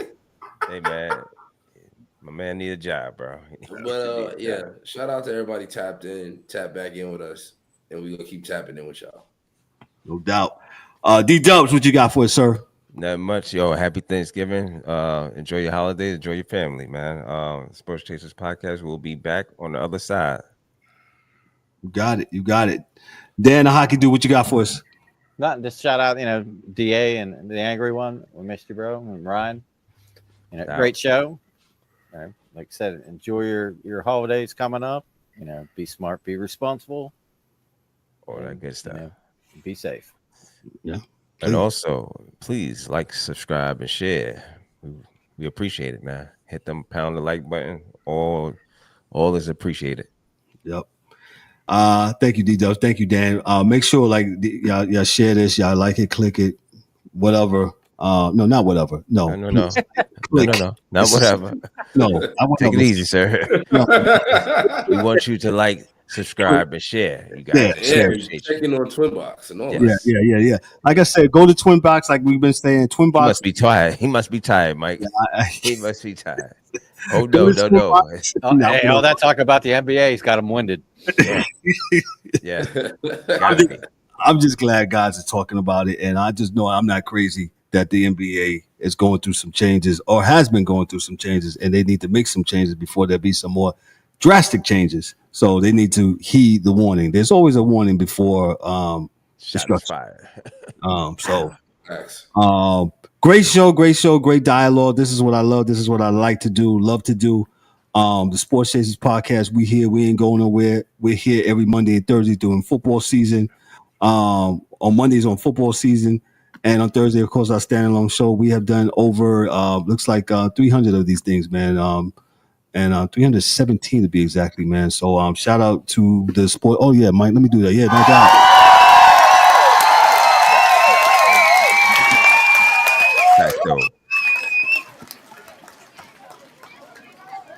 This is not easy doing this, and you work and got your gig and all that stuff, and but I love to do it, so I don't consider it work. So just in the words of the DA's missus, she said, y'all need to start a show. Y'all talk on the phone all the time about sports anyway, and I took it and ran with it.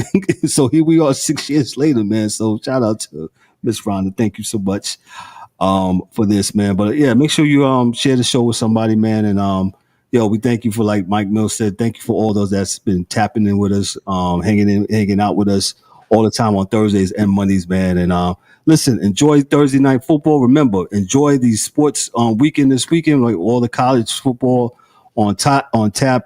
Also, hang out with us on Monday night as we do the Monday Night Football Blitz. And we're going to do it once again. So listen, on behalf of myself, I'm Kevin Warren, your host and moderator, for Darryl D. Dubs Warren, for Mike Mills, for Dan the Hockey Dude, for Ryan D'Souza in his absence, for Dorian the D.A. Auburn in his absence, and James the Angry One Warren in his absence. This is the Sports Chasers Podcast. Y'all be good, be great, be blessed. We holler at y'all Monday. Shout out to Takistan. We still number one. That's a wrap for today's episode of the Sports Chasers Podcast. Don't forget to subscribe on YouTube and your favorite podcast platforms, and connect with us on all social media channels for exclusive content and updates. We'd also love for you to join the conversation, share your thoughts, and become part of the Sports Chasers community. And remember to tune in next time for some more real sports talk. Until then, stay frosty.